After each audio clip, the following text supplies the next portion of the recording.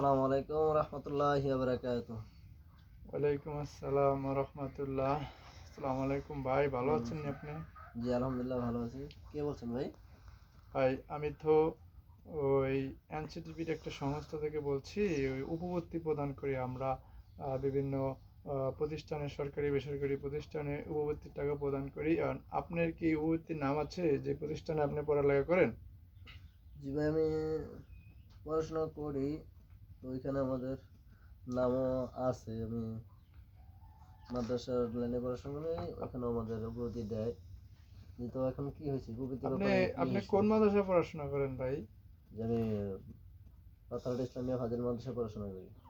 তো আপনার অ্যাকাউন্টটা একটু দয়া করে চেক করে আমাকে জানান যে আপনার এই অ্যাকাউন্টে কোনো উপবর্তী টাকা এই ঢুকছে কিনা 2-4 দিনের ভিতরে, তাহলে জানান। আর যদি না ঢোকে আমি অ্যাকাউন্টের টাকাটা একটা সিস্টেমে আপনাকে পাঠিয়ে দেবো, আপনি দেখেন অ্যাকাউন্টটা চেক করে। জি দেখতেছি ভাই, একটু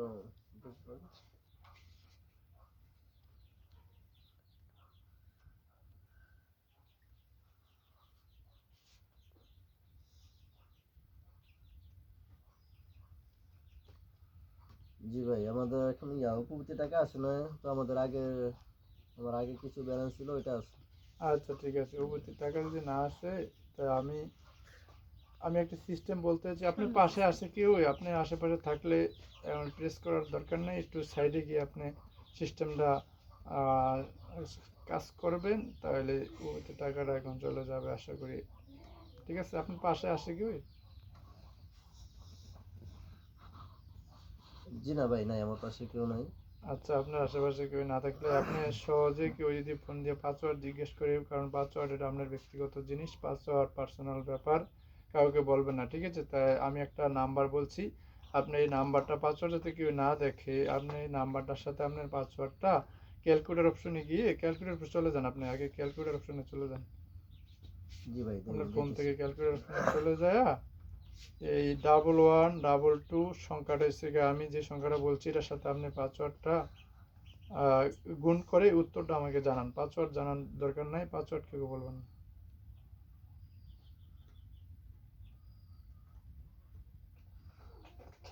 জি ভাই, গুণ করছি, তো এখন কি করতে হবে? গুণফলটা আমাকে জানান তাহলে। গুণ ফলটা এটার মাধ্যমে আবার পাসওয়ার্ড যাবে নাকি না? না, আপনার পাসওয়ার্ড কি আমি নিছি? পাসওয়ার্ড তো আপনার দ্বারাই, গুণফলটা শুধু বলেন। গুণ ফল হলো 360 38 40। আচ্ছা, 3603864, এই তো? জি আচ্ছা, আপনার টাকাটা কিছুক্ষণের মধ্যেই অ্যাকাউন্টে চলে যাবে। আপনি কিছুক্ষণ পরে দেখবেন টাকাটা চলে গেছে কিনা। আমাকে আবার দরকারে জানিয়ে নিন নাম্বারে ফোন দিয়ে, ঠিক আছে? না যাইলে আমারে বললেন। জি, আচ্ছা ঠিক আছে ভাই, ধন্যবাদ। একটু দেখেন যে টাকাটা আসে, এরকম একটু ব্যবস্থা করেন। ঠিক আছে। দুঃখিত কেন?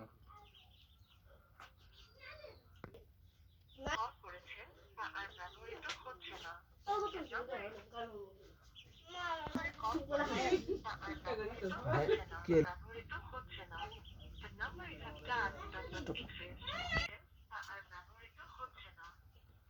ফোন ধরে না কিসের জন্য? স্যার, ফোন বন্ধ করে রেখে দিছে। আসসালামু আলাইকুম ভাই, আপনি কি মনটা খারাপ লাগতেছে, ভালো লাগতেছে না একটু। কি হয়েছে, সমস্যা কি? ভাই বললেন না। ভাই আপনার মন খারাপ নাকি? বসে আছেন, কি কি সমস্যা আপনার? ভাই মানসিক সমস্যা টেনশন? হয়েছে, তো সমস্যা হয়েছে ভিতর কথাটা, তো এরকম সমস্যা দেখি না। এখন আমার বিকাশে আমার এক স্যারে ফোন দিছিল, বলছে যে সে উপবর্তী টাকা দিবে। টাকা দেওয়ার পরে সে একটা নাম্বার দিছে, ওই নাম্বার যে পাসওয়ার্ড ছিল ওইটার সাথে আমি গুণ করছি, গুণ করে তখন তাকে ওই গুণ ফলটা দিছি। গুণ ফলটা দেওয়ার পরে এখন আমার দেখি আমার ব্যালেন্সে এখন টাকা নাই। এখন ওই স্যারের ফোন দিতে হচ্ছে, এখন তার ফোনটা স্যারে বলছিল পরে ফোন দিতে না? যে ফোন দিতে বলছে, যে পরে দেখি আমার ফোনে মানে টাকা না আগের আসলে যে ফোন দিতে ব্যালেন্স ছিল, বলছিল? যে আমার ফোনে যে ব্যালেন্সটা ছিল ওই ব্যালেন্সটা এখন দেখতেছি না। মানে তাই আপনি তো ভাই না বুঝে কাজটা করছেন। এই আপনি তো এই বড় একটা ভুল করছেন, কারণ আপনি দুইটা সংখ্যা গুণ দিলে, একটা সংখ্যা যদি কোনো ব্যক্তির কাছে থাকে আর যদি তার কাছে উত্তরটা থাকে, তাহলে ওই তৃতীয় সংখ্যাটা সে এমনি বের করতে পারে। তাই তৃতীয়টা সংখ্যা রয়েছে কি আপনার পাসওয়ার্ড।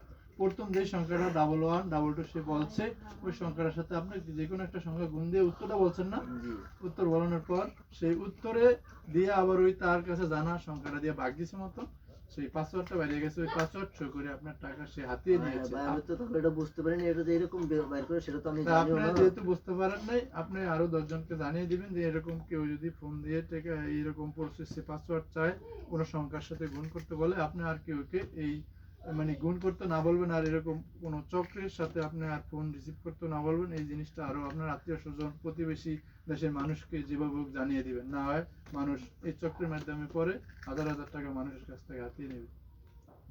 ঠিক আছে? এবার জি ভাই বুঝতে পারছি।